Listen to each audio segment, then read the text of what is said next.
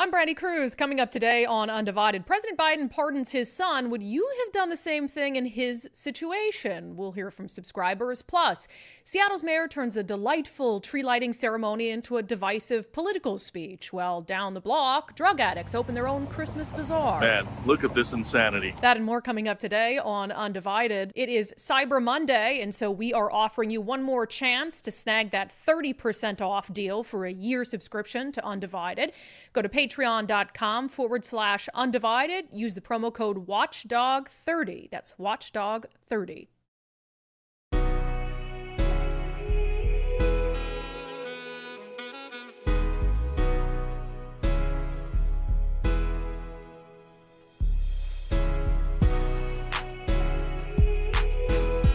Hello and welcome to Undivided. Thank you for being here. Thank you so much for your commitment to giving common sense a comeback. I hope you all had a fantastic Thanksgiving. It's so late this year, and so it's like, oh my gosh, before we know it, it's going to be Christmas, but that's all right. We have a lot of news to get to anyway. I remember when holiday weeks used to be slow news days. There is literally no such thing as a slow news day anymore. The last slow news day, in fact, was somewhere around 2016. No slow news days in Trump's America, which I kind of love. It's totally fine. But over the weekend, there was some significant news of brewing, and then it came to fruition, I think, late yesterday. I just want to touch on it. It's going to be on every single thing, News Network, wall to wall today, so I won't belabor the issue, but the whole pardon of Hunter Biden. Look, I have this, I asked subscribers in our daily show poll, which we'll get to at the end of the show, would you have done the same thing in your situation if it was your son? You were the outgoing president. Would you offer him a sweeping pardon? I think some of us would love to say, no, I'd never do that. But honestly, I probably would. But I'm also not the president of the United States. And I'm also not someone who pretends to be like high and mighty. That's my whole issue with this, right? Is, Trump, if he had one of his kids was, had been convicted of some sort of federal crime, let's say, I don't think Trump would have ever been out there saying, oh, I would never pardon him. I would never do that. I think Trump would have probably said, yeah, maybe. And then he would have done it. The difference is with me is like Joe Biden and all of his allies and his administration are all like, no. He will never, ever do it. Here's a little montage as evidence of that. I'm extremely proud of my son, Hunter. He has overcome an addiction. He's one of the brightest, most decent men I know. And I am satisfied that I'm not going to do anything. I said I abide by the jury decision, and I will do that, and I will not pardon him. Will you accept the jury's outcome, their verdict, no matter what it is? Yes. And have you ruled out a pardon for your son? Yes. Will the president pardon or commute his son if he's convicted? So I've answered this question before. It was asked of me not too long ago, a couple of weeks ago, and I was very clear, and I said no. Is there any possibility that the president would end up pardoning his son? No. Again, you've also said several times that the president would not pardon or commute sentences for his son, Hunter. I just want to make sure that that is not going to change over the next 6 months. The president's saying he would not. It's still a no. It's still a no. It will always be a no.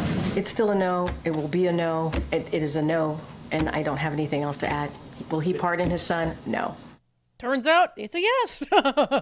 It's a yes. And the statement that he put out is really something to me because, again, I do believe there are reasonable people who would say, yeah, he's out of office, like he's towards the end of his life. If that he wants his legacy to be that his final act as president was pardoning his son, so be it. But again, it's the wrong thing to do. I will just say that, whether it was he who did it, a president who's a Republican, or Trump who did something like that, I would disagree with it because of the principle and because of the precedent that it sets.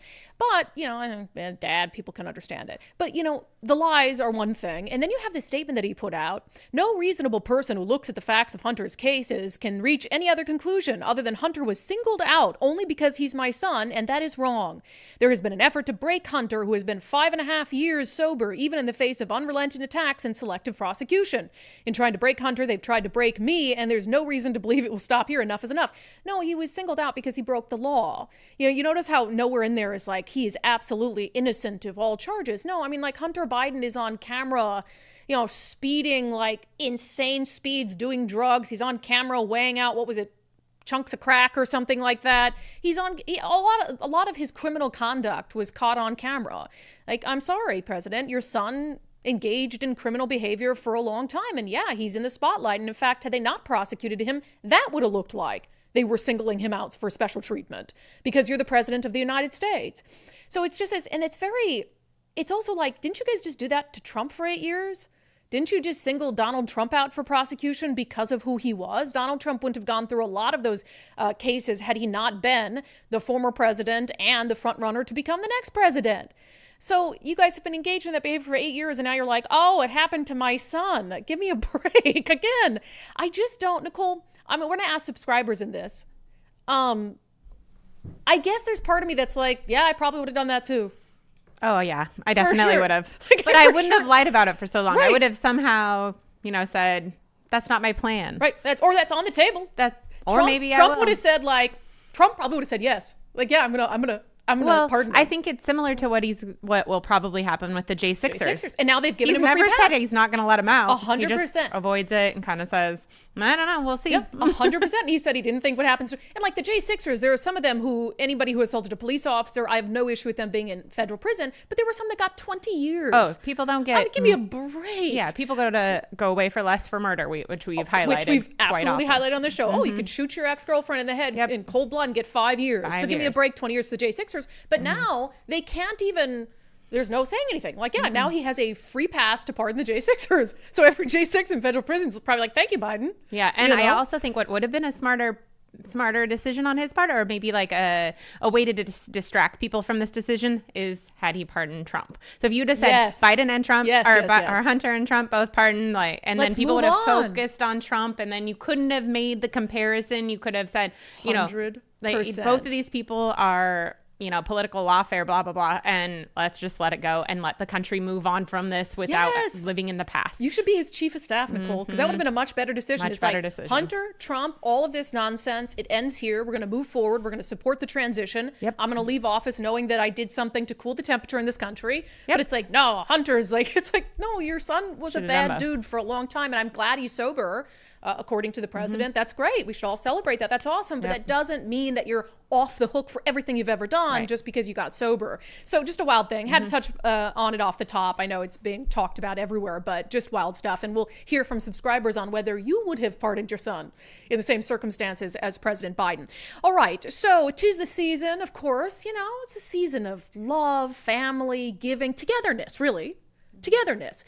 Unless you're Seattle Mayor Bruce Harrell and you're giving remarks at a tree lighting ceremony in downtown Seattle. This is our home. This is our home. In our home, we want to feel safe. We want to love. We want to smile. Thank you, Seattle, for making this home. We realize that we have a lot of work to do, and it starts right now. I have one thing to do, and that is to count down the lighting that I think we can count backwards, right? We're pretty good at counting. We're going to count backwards together as a crowd. But when we do this, it's very important that we realize that we are rebuilding this great city, and we will, in this state, prove to this country why we believe in reproductive rights, why we love our LGBTQ plus community, why we will fight racism and social justice for all. Here in this state, here in this home, we know who we are, Seattle. We know who we are. And we will continue to fight, because here in Seattle, we play the long game.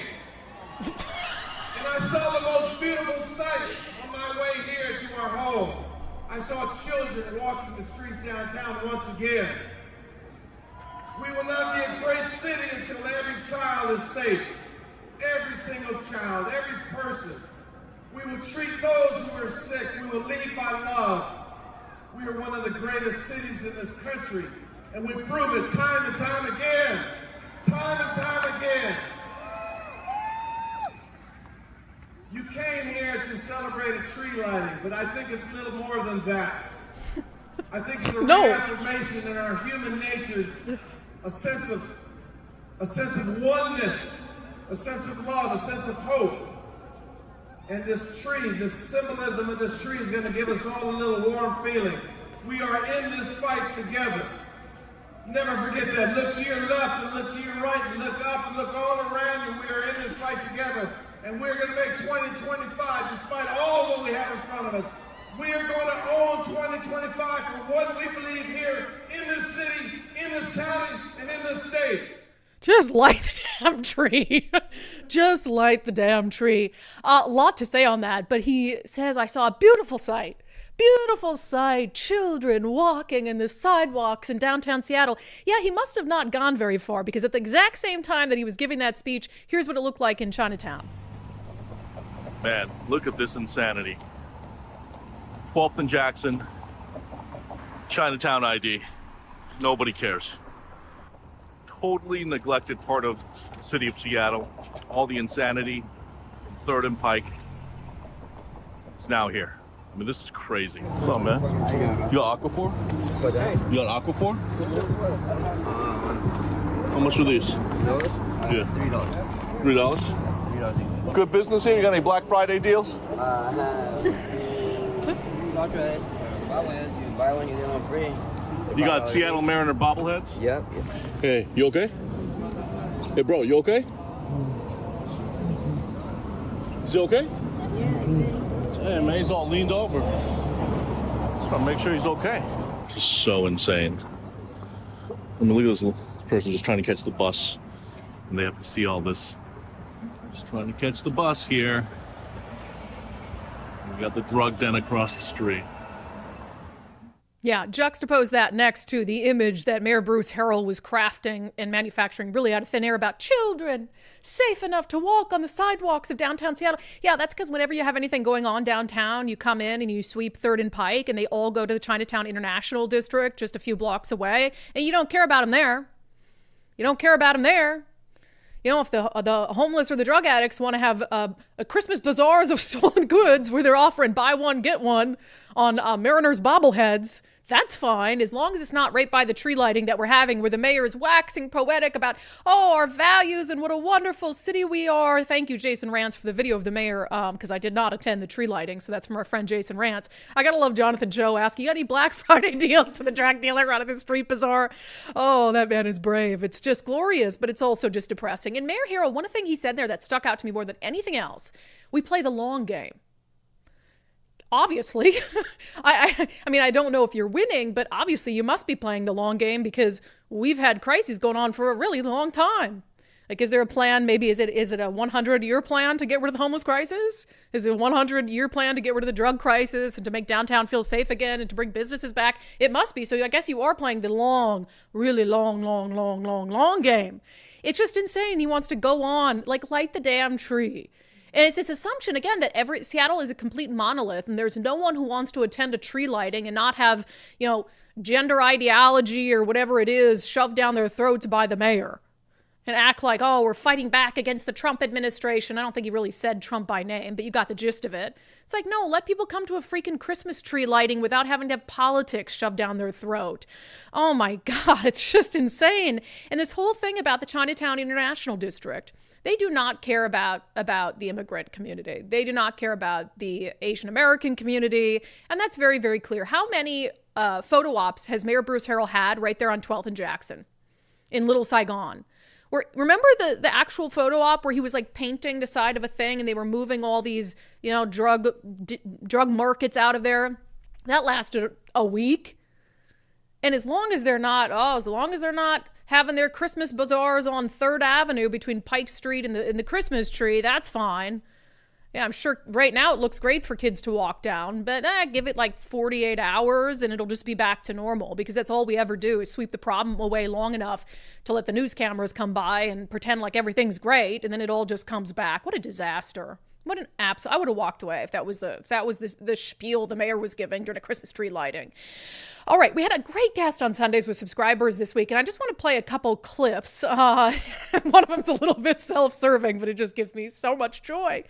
So Congressman Adam Smith, the Democrat of Washington State's 9th District, has been on our show a few times. He was our guest on Sundays with Subscribers yesterday, and we wanted to talk to him about this clip that he had posted after the election on X.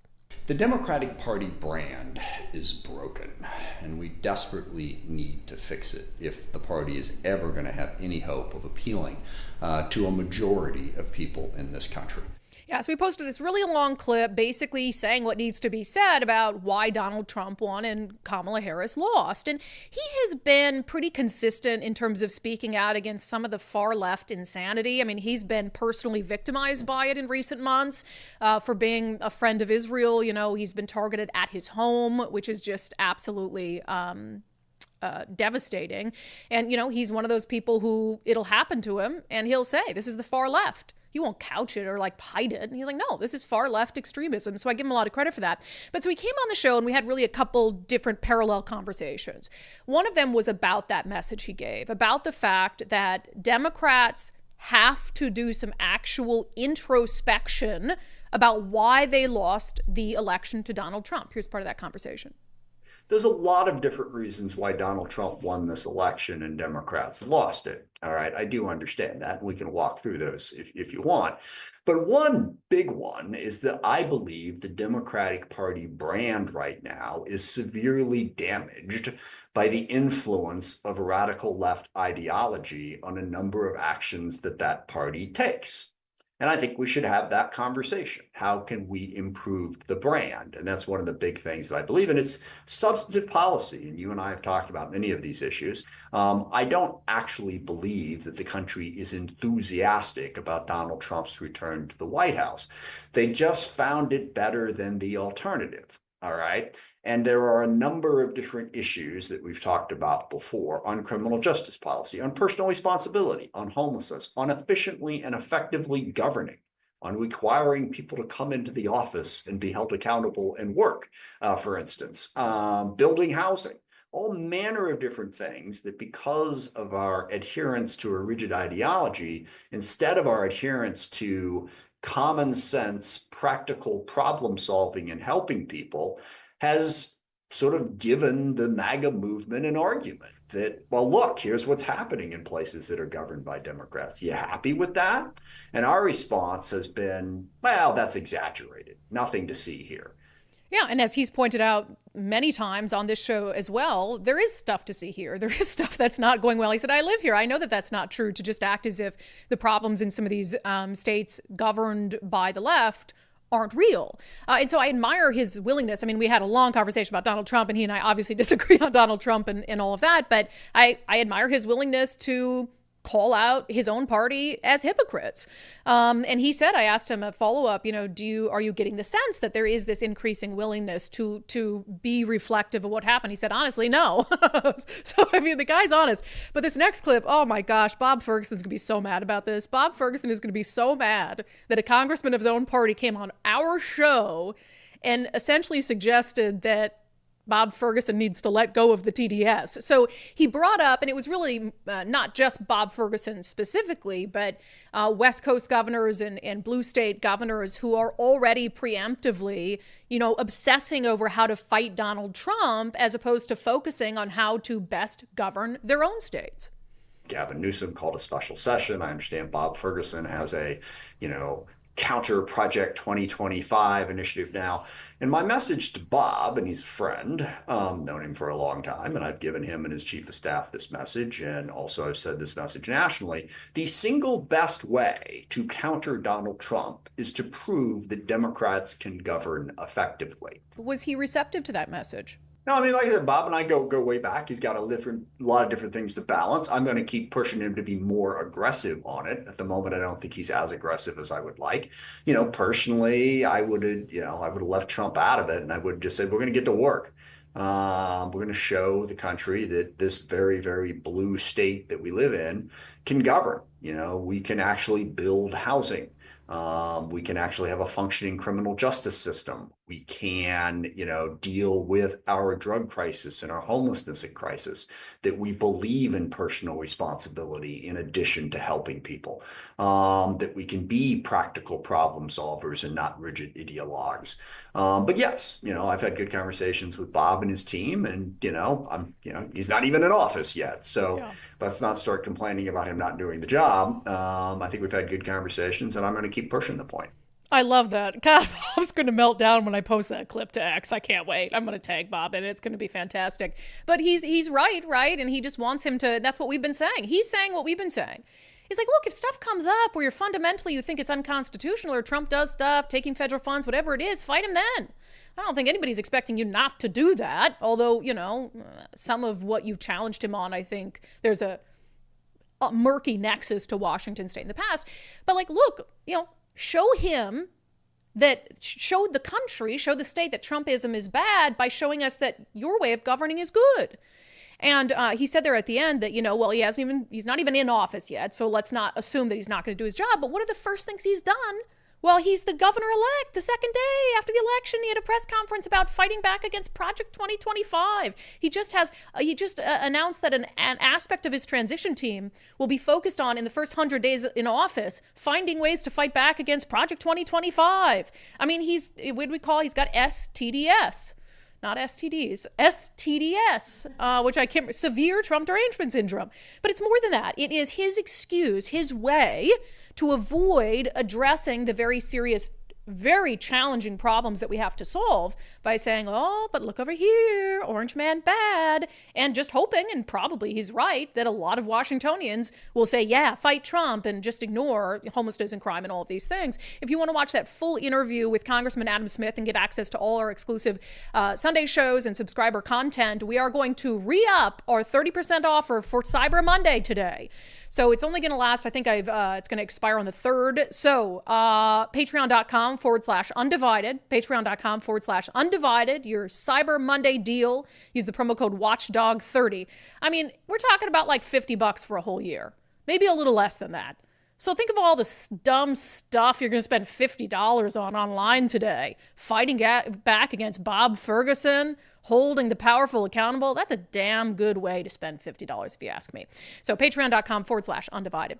All right. How are you feeling after Thanksgiving? A little stuffed like a turkey? I mean, I am kind of. We had a fun getaway. We had a little spa weekend, Nicole and I did. And yeah, had the little quiet Thanksgiving at home with my husband. And so I know that the time between Thanksgiving and Christmas is probably the last time you want to talk about or think about starting a new weight loss program.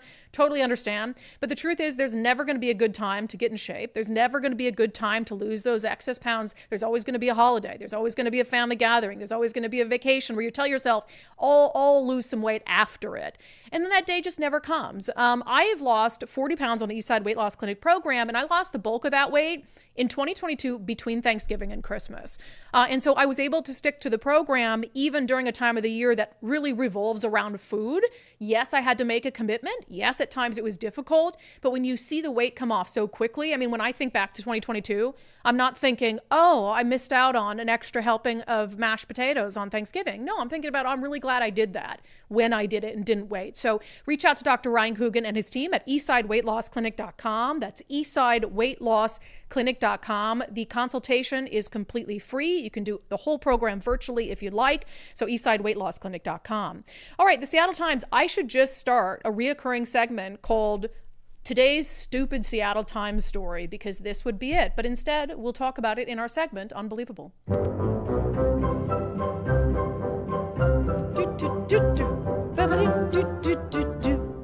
There was this post I saw on X from the Seattle Times. Sometimes their X posts about their articles are even worse than the articles and the headlines themselves. I'm like, who is writing these posts on X? It said something like, the Seattleites' relationship with Tesla has become complicated since Elon Musk supported the former president. I'm like, it has not become complicated. You're just like manufacturing news stories. It's insane.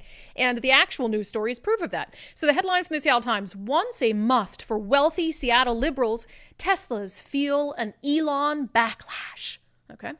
In a metro area famous for its Democratic majorities, driving an electric vehicle whose maker, Elon Musk, just helped re-elect Republican Donald Trump can earn its own special version of the Seattle freeze. Parked Teslas have been spray painted and smashed. Tesla drivers have been given unseemly hand gestures. One guy on a Seattle Cybertruck Facebook group said, it's surprising how much more often I get flipped off than I did 2 days ago. Okay. The Seattle Times says that Elon effect may be showing up in sales data. Although shares of Tesla are up 39% since January 1st, overall Tesla deliveries through September 30th are down around 2.4%. In Washington state, Tesla deliveries fell further by 11% for the same same period, even as registrations for battery-powered electric vehicles overall rose 2.4%. Okay, so it's like, oh, well, that's interesting. So Tesla deliveries are down here more than other places, even though the stocks are up. And then the Seattle Times undermines its own story entirely and includes this line that just shows that this was a completely manufactured storyline. To be clear, it's difficult to know whether Tesla's recent slump reflects politics or other market factors, such as growing competition from other electric vehicle brands. Tesla's share of the state's electric vehicle market, which peaked at 72% in 2018, was already falling before Musk started stumping for Trump. So far this year, around 48% of new EVs in Washington state have been Teslas. Oh, there it is. Oh, but, it was already falling. The desire for Teslas here was already falling before Elon Musk endorsed Donald Trump. So we just manufactured a story so we could blast Donald Trump, find a way to blast Elon Musk, blame Donald Trump for the Tesla issue, when in reality, the actual news story buried in there, what is it? The actual thing that would warrant a news story buried in there is the fact that people here are so unhinged that they vandalize other people's Teslas because they don't like Donald Trump. That's a news story. That's a news story. Vandalisms of Tesla vehicles on the rise. Let's talk about the criminal aspect of it. No, let's gloss over the criminal aspect of it to talk about like buying Tesla bad. That's the problem with the Seattle Times. Like, no, the whole story could be on how unhinged the left is.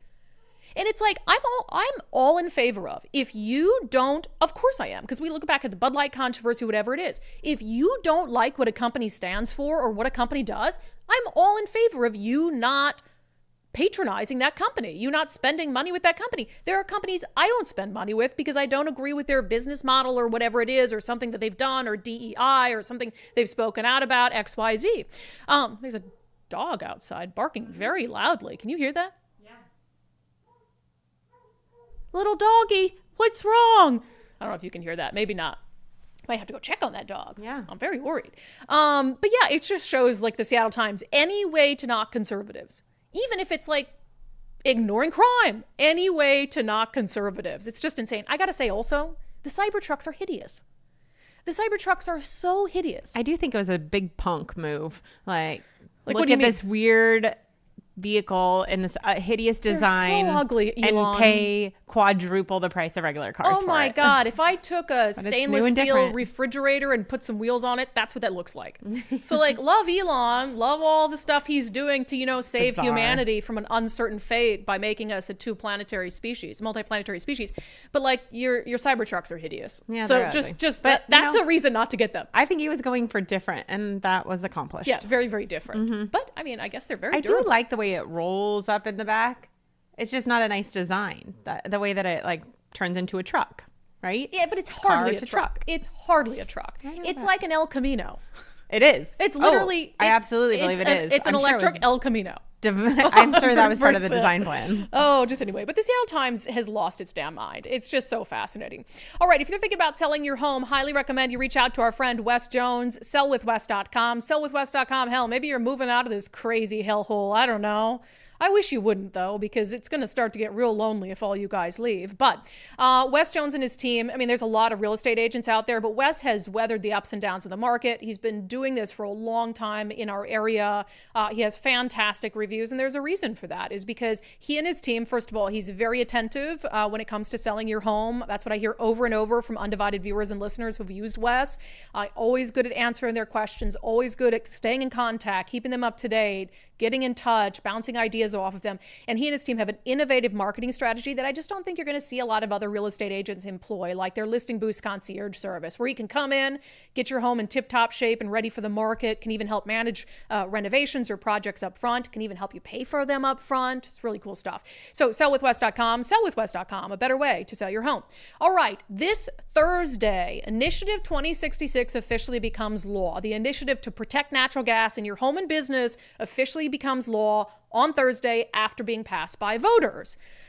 Well, that hasn't stopped and won't stop environmentalists and some in state government from working really hard to undo the will of voters and stop this initiative from becoming a reality. This segment is brought to you in partnership with our friends over at Future 42. Turn your frustration into action at future42.org. So there are a couple things happening right now.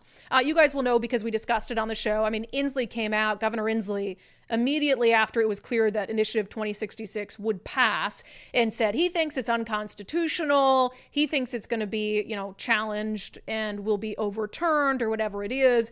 So we're used to this, right? People who have supported a lot of the initiatives are used to, on the back end, like it passing and then someone using lawfare to undo the will of voters. And so that's very much what we're looking at with Initiative 2066. And one of the groups that has been was pivotal in getting 2066 passed, in helping Let's Go Washington do that, and is now going to be pivotal in fighting in a court of law, if they must, to keep 2066 in place, is the Building Industry Association of Washington. They obviously have a big dog in the fight here when it comes to building codes and what kind of structures that they're allowed to put up.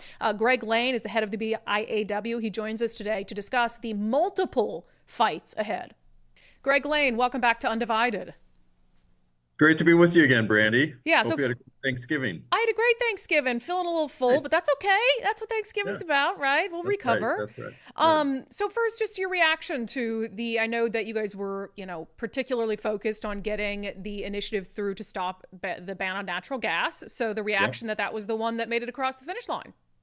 Oh, we're thrilled, but not surprised. I mean, we, with the all the momentum we had, getting the signatures gathered, the enthusiasm, the support we knew we had from the public, we were not surprised that it passed. We were a little disappointed some of the others didn't get across the finish line, of course, but really pleased. And now we're focused on making sure that all the government entities comply with the new law, which takes effect on Thursday.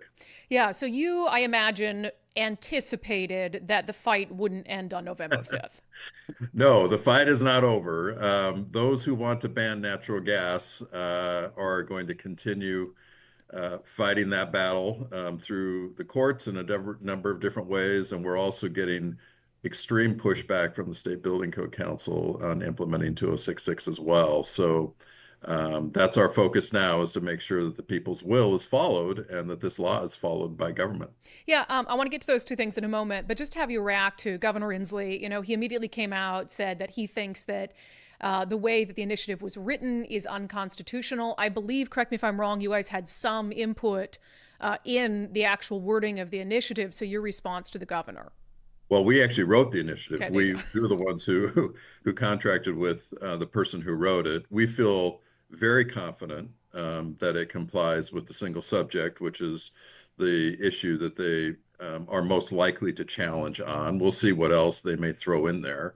But on that in particular, we feel very confident about it. Now, our concern is, the Washington courts, and especially if it gets to the Supreme Court, because they, some of those issues have been a little tricky, and that court has been difficult to deal with. So you never really know how they will rule given the makeup of that court. However, we feel really confident that the initiative complies with single subject. It was all about protecting natural gas as a service to customers, and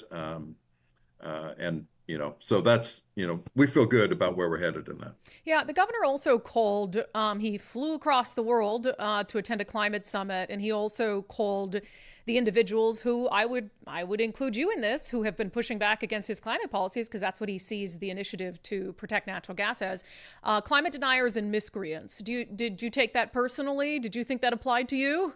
Well, there were a lot of names that were called at us and me personally throughout the campaign with, Climate Solutions and the other organizations that were opposed. And, we sat through a couple of, video sessions debating the issue with them, and they called me all kinds of names. So I'm not surprised. That's what they do. They try and demonize people who want common sense solutions to these issues. And that's what we think this is. This is a common sense solution. The extreme position is to ban an energy resource that is affordable and reliable for people. We just had a great reminder this last couple of weeks, I was right? going to say, hundreds of thousands of people put out of electric service due to the storms, and many of them rely on natural gas or propane as a backup energy source when the electricity goes out. The electric system is the one that's unreliable. And yet they want to move everybody over to that. So they are the ones who have the extreme position. We're the ones who just want common sense solutions for folks who can live their lives in a affordable way. Yeah, and I don't know if you saw our story, but PSC in the middle of that, like 5 days into the outage, was sending customers offering them a $50 credit so they could come talk to them about electrifying their homes. And I just thought, oh my God. I did see that. So I did bad. see that, but yeah. So let's talk about the Building Code Council, because again, there's kind of two fights happening right here. The Building Code Council, which, the governor has been accused in the past of making illegal appointments to that council and sort of circumventing some of the rules. He does have some appointees on that council, but they're refusing to implement the initiative? Correct. So just as a reminder for your listeners, the Building Code Council is the one who creates all of the building and energy codes that our members have to comply with when they construct new homes or or commercial buildings as well when it comes to a commercial contractor. So our members have to follow all those rules. And they had implemented in the new energy codes for both residential and commercial construction a ban on natural gas in all new construction, which 2066 now makes that energy code illegal. It doesn't comply with the laws that will take effect under 2066 on Thursday. So we've gone to the Building Code Council. They've had 2 meetings since the election, and we've told them, look, the energy code is now going to be out of compliance with the law on December 5th. You need to start the process to change the energy code to bring them in compliance. And they have refused to do so. Now, this is a body that is, as you say, all completely appointed by the governor. They have acted really thinking they have no accountability to anybody. These are the vast majority of them, certainly the majority of them, are folks who want to ban natural gas. And at this point, they are really acting like they're above the law, that they don't have to change the energy code to comply with the law. The energy code essentially bans natural gas by penalizing its use to a degree that no one will choose to have natural gas. Yeah. So that's how they went about it. But that's clearly in violation of the initiative. And so the Building Code Council needs to change the energy code immediately to come in compliance. And that's what we're insisting, and that's what the public should be insisting on, the will of the people be followed by this government government agency. Yes, they're all appointed by the governor, but they're first and foremost, they should be compliant with the law. Right. And that law takes effect on Thursday, and they need to bring the energy codes into compliance. So we are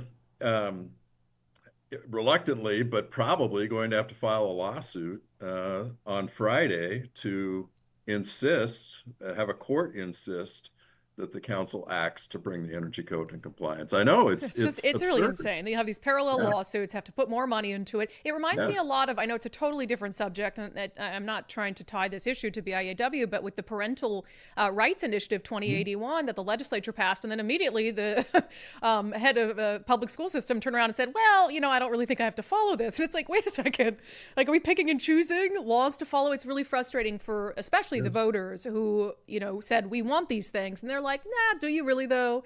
So on the lawsuits, you already kind of touched on it, to derail this and the argument from the governor and them that these lawsuits haven't manifested yet. I mean, but do you anticipate they're imminent, Correct. Right? So the lawsuit challenging the constitutionality of 2066 has not been filed. We anticipate that those who want to ban natural gas are going to file that lawsuit within the next couple of weeks. Okay. They have to wait until the law takes effect. So that takes place on Thursday.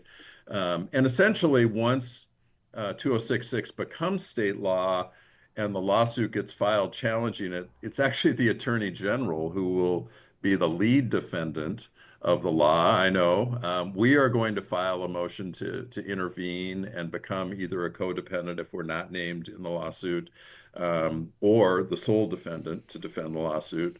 But it will be the responsibility of the Attorney General to defend state law officially.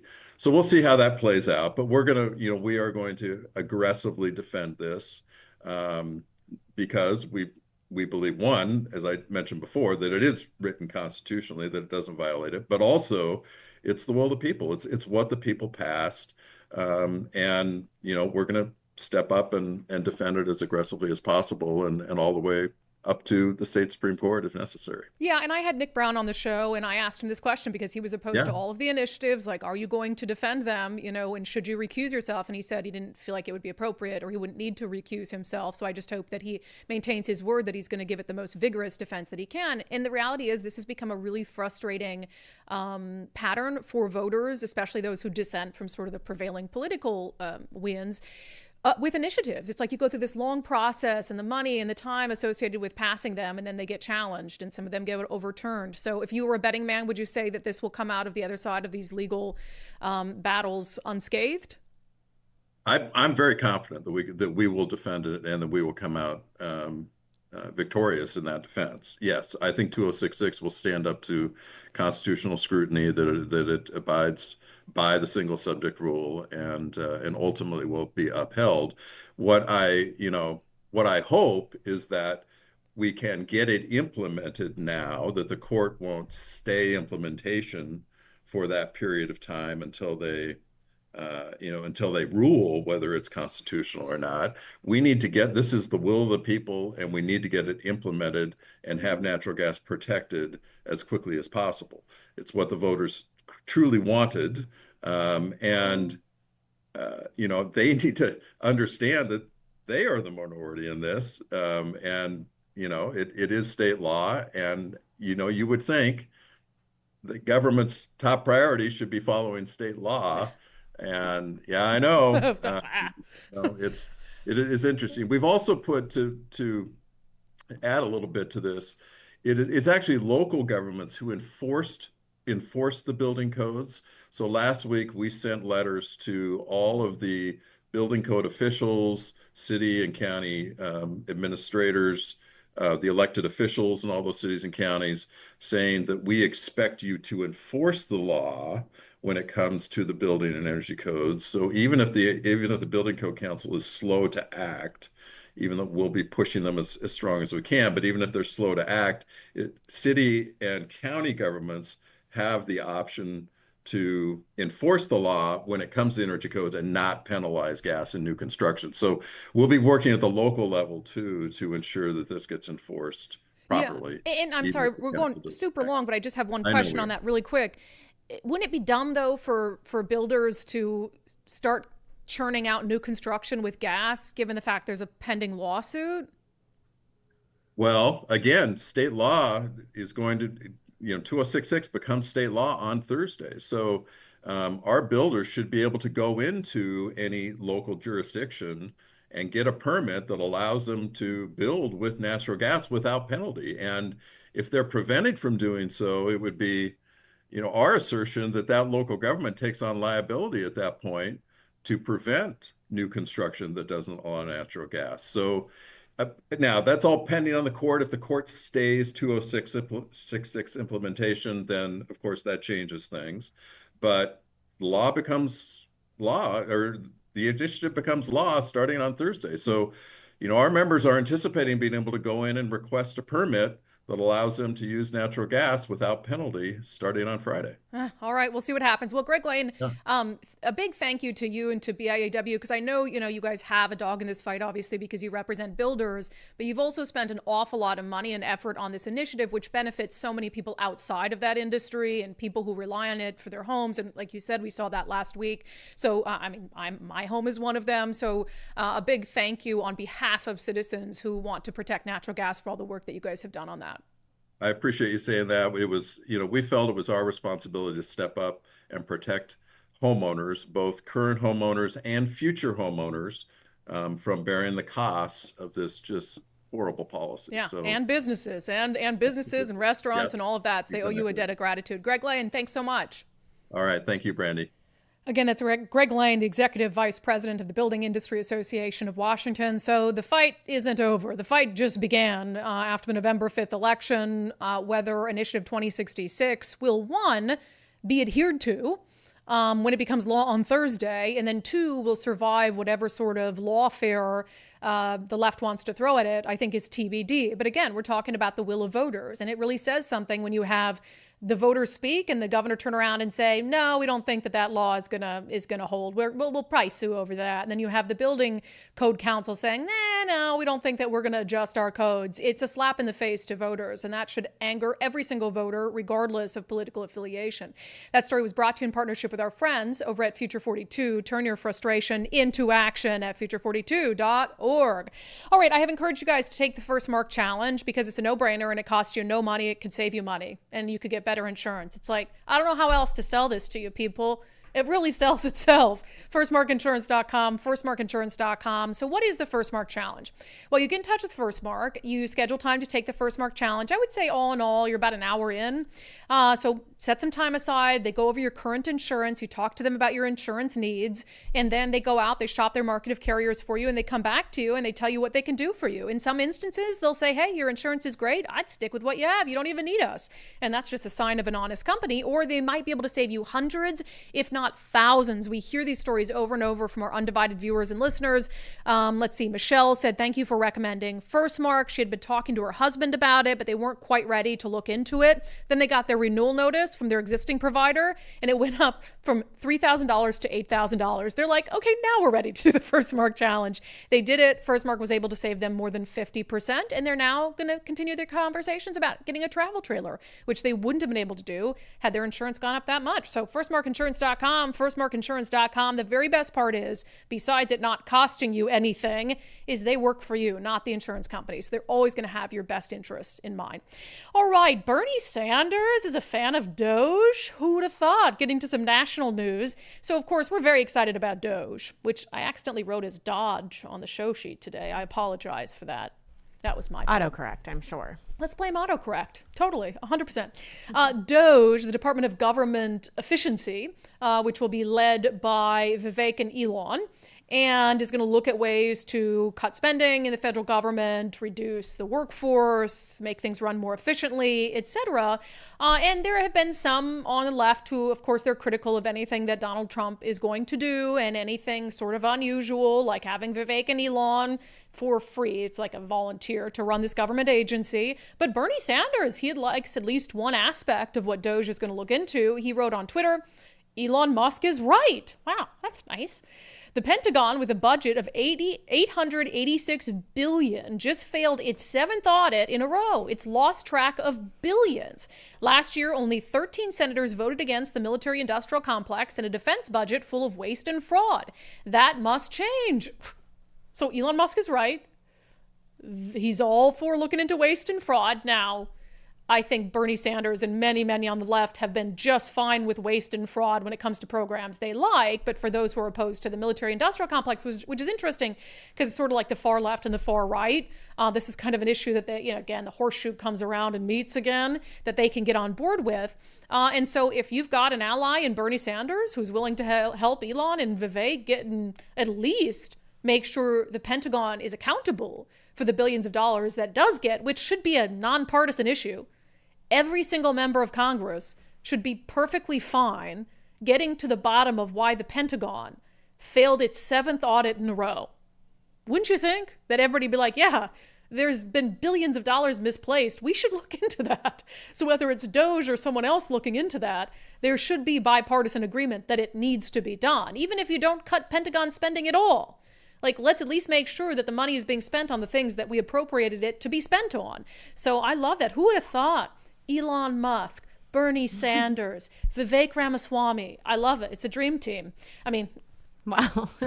Bernie's useful.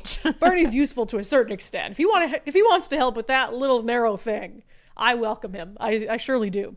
All right, dudes rock. Yeah, the patriarchy wins again. This from BBC News. Barbara Banda And this was announced November 26th, so a few days ago. There's a local angle to this I want to talk about. Barbara Banda wins BBC Women's Footballer of the Year. Banda dazzled on the Olympic stage this summer, and her profile has hit new heights since signing with Orlando Pride in March. Okay, so Barbara Banda is BBC's Women's Football Player of the Year. Cool. Like, good job, Barbara. Oh, wait. Barbara's not a chick. Oh, BBC gives Women's Sports Award to player who failed sex eligibility test. Yeah, so this is another one of those examples where, like, the best woman is actually a man. And again, this is one of those murky things, like with the boxer, where it's like people are acting like it's not so cut and dry, and what does the gender eligibility test really entail, or whatever it is. But this is from a Fox News article. The BBC awarded its annual Women's Footballer of the Year award to a Zambian player, Barbara Banda. Banda withdrew from the Zambian squad for the Women's Africa Cup of Nations in Morocco after failing to meet sex eligibility requirements in 2022. And the BBC had reported on that at the time. Banda was allowed to compete at the Paris Olympics and has become the second leading scorer in the United States National Women's Soccer League this season, playing for the Orlando Pride. Banda received the most votes from BBC readers after being shortlisted by a panel of what the BBC said were experts involved in football, including coaches, players, and non-BBC journalists. And then, of course, J.K. Rowling commented on this, the Harry Potter author, who now has been a fierce advocate of women and women's spaces and women's sports. She says, presumably, the BBC decided this was more time efficient than going door to door to spit directly in women's faces. Oh my God, I love J.K. Rowling. Which, J.K., I watched a ton of Harry Potter yesterday. So here's the local angle on this. So Seattle sports star Megan Rapinoe came to Banda's defense on social media. She wrote on Instagram, "You've thrilled, entertained, and inspired us and the world all year long." And then she said this: "This is so deserved, as is every bit of your success. You stand so much taller than the tiny people trying to tear you down." I'm sure you do stand taller than the tiny people. It doesn't make us tiny people to question whether a man should be competing against women. Megan Rapinoe had said back in July 2023 of the whole transgender athlete issue and whether a transgender female player, whether she would support a transgender female player on the U.S. women's national team. At the time, she said, absolutely. You're taking a quote unquote real women's place. That's the part of the argument that's still extremely transphobic. I see trans women as real women. What you're saying automatically in the argument, you're sort of telling on yourself already, is you don't believe these people are women. Yeah, correct. Correct. Yes. Yeah, is that me telling on myself? A trans woman is a trans woman, and that is a biological man. So yeah, no, I don't believe that that's a woman. And that's the whole crux of the argument, is that we don't believe that they're women. Like, if they want to, and again, if they want to dress medically, do whatever they can to feel more like women, and they're adults, I just don't care. But when they start competing against women, when they start invading women's spaces, when they start demanding that we treat them as biological women, that's when I'm going to have a problem with it. When they start competing at the highest levels against biological women, and when they start taking awards that are supposed to be for biological women, that is when people start to have a problem with it. And that sentiment is really what drives this into the realm of culture wars, right? Is like, we could all be having a reasonable dialogue about this. And then you have people who demand that the rest of us accept a biological falsehood. That's when it becomes this like culture war issue. You demand that we accept something that is not in line with science, and then you turn around and demand that we accept science during COVID, but like, your definition of science is really, really, really spotty, really shaky. So no, Megan Rapinoe, I will not accept that a biological man is a woman. That doesn't mean that they're not due respect as a human being. That doesn't mean they're not due humanity as a human being. That doesn't mean they can't live their life in a way that makes them happy. Like, that's the nuance that people like Megan Rapinoe aren't willing to accept, is if I'm not willing to sit here and say, yes, That person is just like me, is a biological woman just like me, is a real woman just like me. If I'm not willing to accept that, then I must be a hate-filled bigot. And I just reject that. All right, I want to get to our daily subscribers show poll, which had to do with the President Biden pardoning his son. I asked subscribers on Patreon, Locals, and X, would you have pardoned your son in President Biden's position? Nicole and I already said yes, but we wouldn't have lied leading up to it.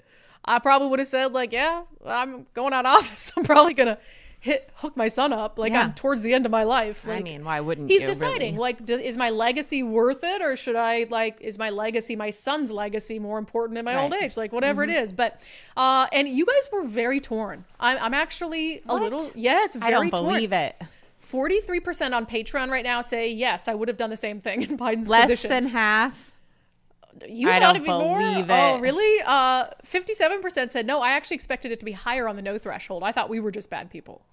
Oh, no. I don't think it makes you a bad person. I think it just makes, like, let's be realistic. I mean, some people were saying, I don't like it, but I've got to be honest. So yeah, I would.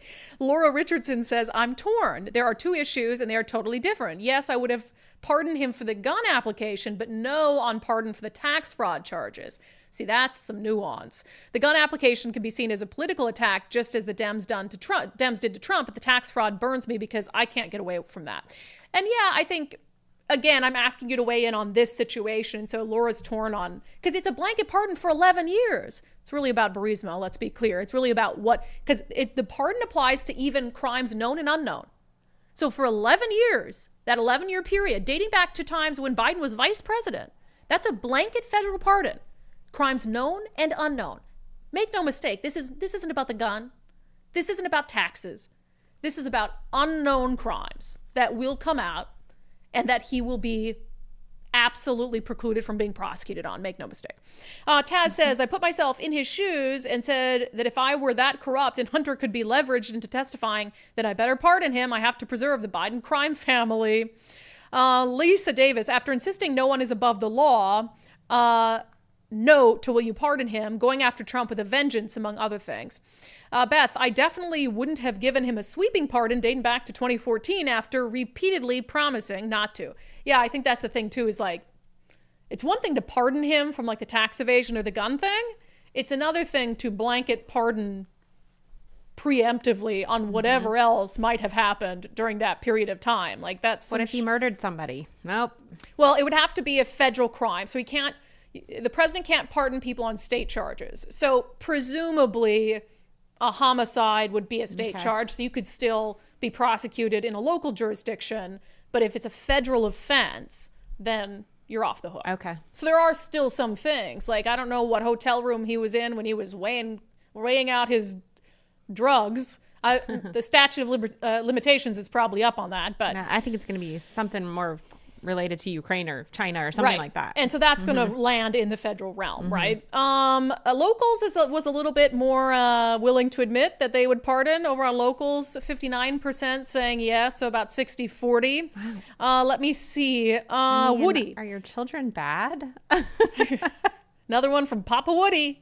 First and foremost, Biden absolutely said no one is above the law. Second, he stated he would not do so. And check the date the pardon goes back to. I thought Inslee and Sideshow were sleazy. Yeah. Let me see here. Todd Welch, we all know we would have pardoned our own child. Overall, it's not a big deal. Hunter committed a crime, one that is seldom prosecuted. We have bigger issues to deal with, and this is a big nothing burger. Yeah, I mean, I just disagree that Hunter, because like elsewhere in the country, they don't prosecute that crime, that you shouldn't, because again, it's the optics of not prosecuting him too, right? And saying like, there's ample evidence of all this criminal conduct, and we're just going to say, no, and it's the president's son. That just makes you look bad. But yeah, to me, it's the crimes that will come out. That's what I really believe is going to be the bigger story, are the crimes that will come out that Biden probably knows about. And so that's why he made it such a blanket pardon going back for such a long period of time. So yeah, interesting. But I like what was the point you made earlier that I was like, oh yeah, should have done Trump. I love that point. He should, and they're stopping these cases against Trump anyway. He should pardon Trump, should have done it at the same time and let America move on. I think people on the right would have been happy. I think people on the left would have probably still been angry because they care way more about going after Trump than going after Hunter. But all right, we're going to get to comments and our closing sanity check from my favorite person on CNN. Yes, I have a favorite person on CNN coming up next. First, did you notice how the market responded right after the election? And this is going to be true whenever there's a big national event or global event, you're going to have changes in the market, right? And the question is, are you happy with how your retirement portfolio is positioned? Is your portfolio being actively managed to account for those things? If not, maybe it's time to get another perspective. It's always smart to get a second opinion when it comes to, for example, like critical health decisions. So why would you not get a second opinion when it comes to the health of your retirement portfolio? It just makes sense. I mean, there's very few things more important when it comes to your money than what your retirement is going to look like and making sure that your money is being managed well. So get that second opinion with Bulwark's free Know Your Risk Portfolio Review. They're going to cover the impacts of the election, an outlook for 2025, and they'll give you a full reveal of how Bulwark is always looking for opportunities to lower risk, lower cost, and give you your retirement as much upside as possible. You only get one retirement, so get a second opinion. Schedule your free portfolio review now at knowyourriskradio.com. Don't put it off. Knowyourriskradio.com. Okay, let's see what you guys are up to in comments. Ron Woodman. If he starts singing Imagine by John Lennon, I'm going to puke. Oh, Bruce Harrell. Oh, he was totally getting there, right? God. I can just imagine you take your family. Let's go start the Christmas season off by witnessing Santa, going to see Santa and seeing the tree light up. They have fireworks. And then you have, I mean, that was most of his speech. Yep. I mean, there was a little high at the beginning, but that was his speech. Yep. It was all politics. What? Yep. Like, you've got to listen to him just and right after last week when he's like, I'm not going to come out with my fist clenched against Trump, but he literally used the word fight at least 6 times. Yeah, just insane. Lieutenant Dan, Harrell really using the pander stone in that speech. Yeah. Megan White, there were some aspects of it where I'm like, hey, just stick to that. Mm-hmm. Like, hey, yeah, we're going to fix things in this great city, or else just don't speak. No. Don't pretend like you already have, because it's not fixed yet. Not speaking is also an option. It is. He's not a great speaker. Lieutenant Dan, I already said that. Megan White, the virtue signaling will follow us into 2025. Oh, yeah, the virtue signaling's not going anywhere. Mm-hmm. It's how much we're willing to feed into it and buy into it. Hunter William says, not the first time a president has pardoned a relative, but these charges were just a distraction from the important Burisma and Ukraine ties. I agree. Ron says he should have just pardoned him last week. This way he could have pardoned 3 turkeys at once. That might be the comment of the day if we had one. That's good. We do need to do a comment of the day. Really get you guys motivated to be creative. That's funny. Baron of Gray Matter, Hunter name changed to No One Biden. I don't get it. No One Biden. I don't know. It fell flat on me, Baron. I don't know what you mean. I know. You got to explain this thing. Put them in the, Yeah, you got to say Brandi's slow. Hey, I know Brandi's slow and she doesn't understand things. So here's what I mean by this joke. On the Adam Smith interview from Sundays with Subscribers, Sally S. says, if Adam Smith didn't start spewing the nonsense about J6 and other things, it might have been a good interview. I saw some of that, but here's the thing. He's a Democrat. So if you're a Republican, he's going to say things you don't agree with. He's going to, or else you guys would belong to the same political party. He's going to say things you don't agree with. He's not going to like Donald Trump. He's a Democrat. That's what he believes. But the fact that he's willing to, at the same time that he spews whatever about Donald Trump, that he's willing to call his own party into question, I think that that's behavior that we should applaud and appreciate. We need more Democrats who are willing to do that. So just because he doesn't agree with me on Trump, I didn't have him on the show so we could have a love fest about Trump. I know that he doesn't agree with me about Donald Trump. Let me see. Megan, or is this on? Oh, yeah, on Megan Rapinoe saying, you're saying that you don't think this is a real woman? Yeah, I am. Nightwolf says, we gave them an inch without letting them. Oh, I'm not reading. No, I think it's interesting, though. I think that's interesting. You don't think so? I don't think that's the same thing. No, it's not the same thing. Nightwolf says, we gave them an inch with letting them marry each other. They took a mile, continue to take. This is the fruit of the opening Pandora's box. I just don't think that's the same thing. Well, no, but same-sex marriage isn't transgender issues. No. But I think it's changing everything. And I'm not disagreeing with gay marriage. I think it's fine. I don't care. But I think that we keep kind of evolving, and then they keep adding the T to the LGBT. There's all of these different letters, and they keep trying to group them in. And so they're like, oh, so you agree with this, and we do agree with gay marriage. But then they're like, well, then you have to agree with this too. Let's put this in here too. And so it's like, no, we have to stick to what we believe in this country, which is like the trans or like the gay marriage, whatever, and stop saying like, oh, because we believe this, if you don't believe in transgender rights, then you must be against gay marriage too. And you must be a homophobe. Right. It's like, so it's got lumping all of that together, and that's not what we need to do. Not the same thing. Not the same thing. Mario Lotmore, the key is medical research. Trans woman will not be allowed into women's health something and clinical trials.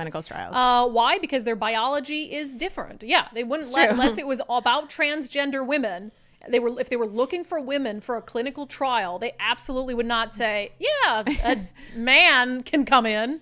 Like they wouldn't be allowed in that space. For some reason, that brought it back to Friends for me when Joey tries to recruit a twin brother. Oh yeah, and he goes the clinical trial for twins. We identify as twins. Yeah, it's like okay, that's not going to work. They're gonna find that out. You're not twins because you dress the same. Oh God, right? But that's the thing with transgender. Right. You dressed as a woman. Oh, you're a woman. Then no, it's not going to work for our medical study. In fact, we'll just show you medically why you're not the same. Right. But then I'm sure that there's been some doctors like, oh, we can't turn them away, so let's just have them be part of the study anyway, right. And then your results are all skewed or whatever it is.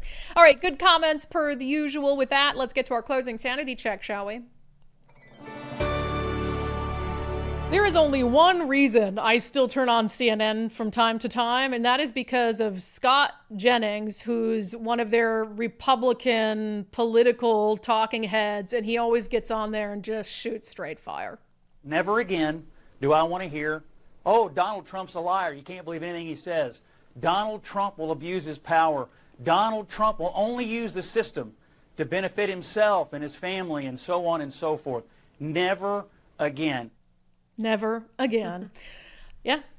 Biden just gave Trump a lot of cover, so Trump should be grateful for it. That has been your closing sanity check for today. A reminder, we're going to extend that 30% off promo for a year of Undivided on this Cyber Monday, so take advantage of it while you still can. We will not be doing another one this year. So patreon.com/undivided. Use the promo code WatchdOG30. Unfortunately, it's just for new subscribers. I know I get a lot of existing subscribers saying, how can I do it? Patreon just doesn't let us. We were at their mercy, and so we have no way to apply it to existing members. But if you want to become a new member, we would love to have you. 30% off for the entire year. Patreon.com/undivided. Use the promo code WatchdOG30. That has been today's episode of Undivided. Thank you so much for being here. Thank you for your commitment to giving common sense a comeback. We appreciate every single one of you. If you've not checked out that Adam Smith interview with the congressman from yesterday, definitely worth watching yesterday's episode of Sundays with Subscribers. Remember, you can join us across multiple platforms, including Patreon. Also, we have subscriptions open on X and Locals, whatever suits you the best. We'll see you back here on the live show tomorrow at noon.